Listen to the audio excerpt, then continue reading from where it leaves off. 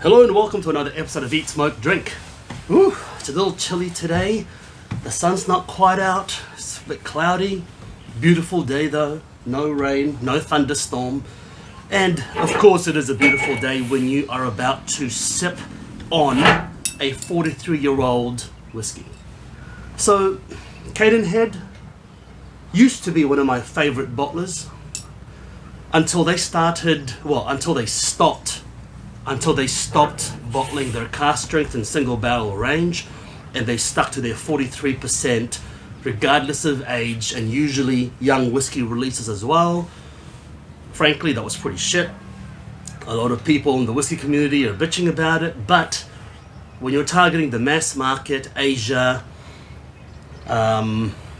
just selling as much as you can, then I guess you kind of stop giving a crap about your die-hard loyal fans, and you start to just market to the mass market. They say there's not enough barrels to go around. Well, I figured keep the price the same or increase it and release less, and I'm sure the accountants can find a bit of a happy medium. But I think the happy medium the accountants have found was sell them for more, make it less quality and less good.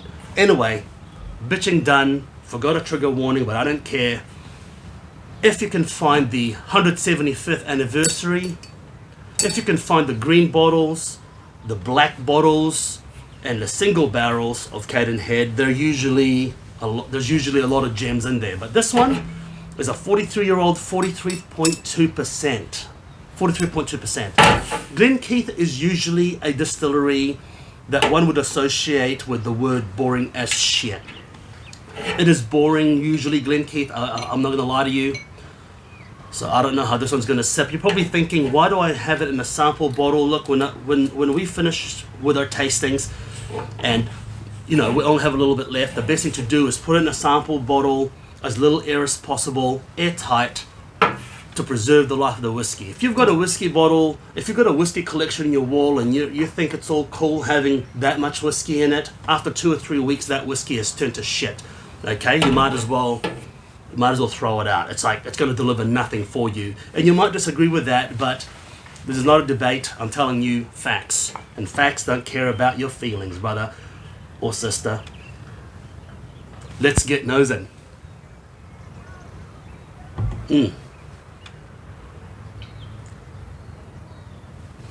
Sweet on the nose, stone fruit, unripe apricots, a peach jam, citrus on the nose. I'm getting lemon peel. It says lime, but I'm not getting that lemon peel. I'm getting yogurt, like a apricot yogurt, that sickly sweet yogurt smell. I'm getting a dusty linen cupboard, old wet paper. When you've got paper that's been wet and you dry it and it's got that musty smell. Wet stones, wet marble, aragonite, limestone.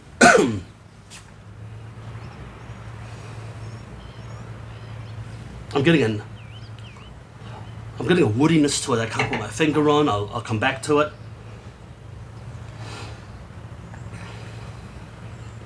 I'm getting a sickly sweet sugar, simple sugar syrup, that saturated sugar syrup, like just as much sugar as a water can take. I'm getting a faint hint of new magazine smell.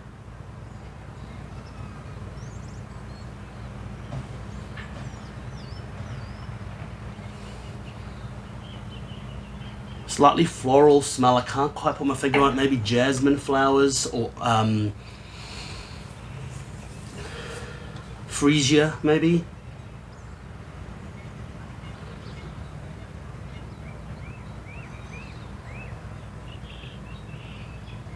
Let's get nosing.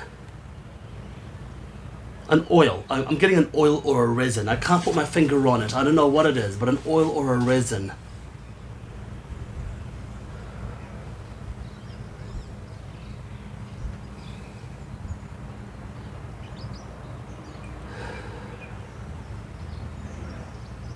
When you keep nosing it, a slight muddiness, like a slight earthiness reveals itself, but very, very faint.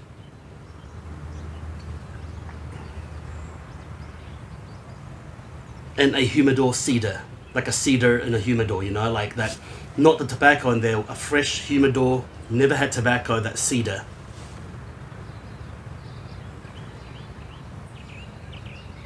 And I know it sounds weird, but now that I've been nosing it a while, I'm getting a faint hint of smoky incense. You know when you're walking around in Asia and you there's a temple up ahead, but it's quite far away, and you're getting this faint hint of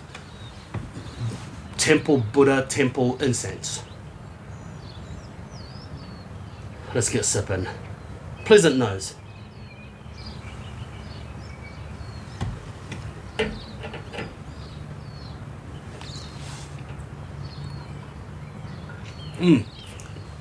Wow. Very citrus forward. Overripe mango. Citrus forward. Definitely lemon juice, lemon rind, a little bit of a bitterness, lemon pith. Citrus is the note here. But an overripe mango on the palate.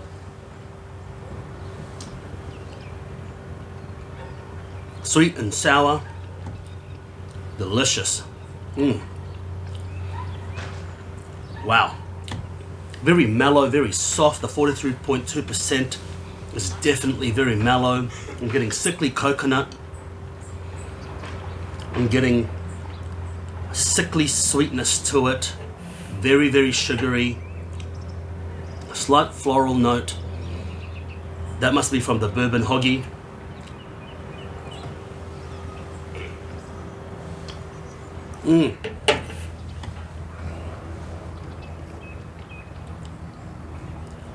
Apricot jam. I'm getting a sourness to it. I can't put my finger on, but I think it's a citrus still.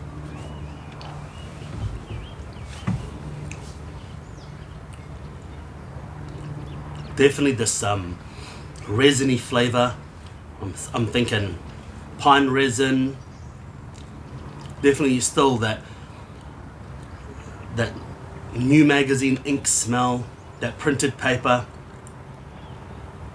The finish is relatively long. Quite a delicious finish actually. But not oily, not very oily, but it does linger. But what lingers is that acidity, that stickiness in the palate of the citrus. The sweetness, but not...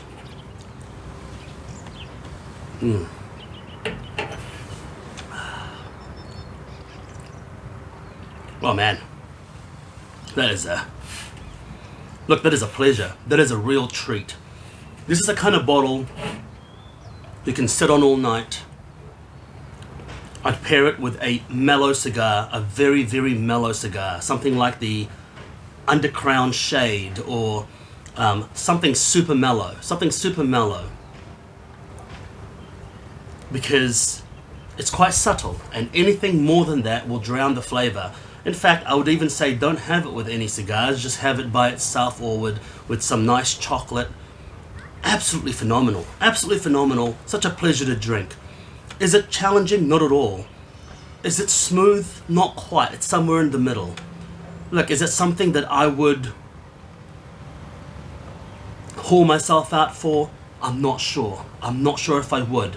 But it's a hell of an experience. And look, 43, it might be a bit of a placebo, but 43 years old, it's got to be 4 decades in the barrel. It's got to be a hell of an experience. But, I mean, it's a pleasure to drink. It's soft, it's subtle.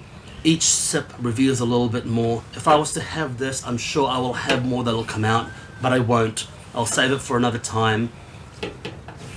Look, fantastic. I think it's a buy. I definitely think it's a buy. And from memory, this was not ridiculously expensive as well for a 43 because it is Glen Keith and they're usually boring as right? So it is definitely not something that I would invade a country for. But look, fantastic. I think it's a buy. It gets the red buzzer for me, or is that a good buzzer? I don't even know what that buzzer is, so I forget. I don't watch those shows. But look, it's fantastic. It's great. I like it. It's delicious. Until next time, make sure you eat, smoke, drink. And if you haven't already, hit subscribe and hit that bell. I have more coming. Cheers.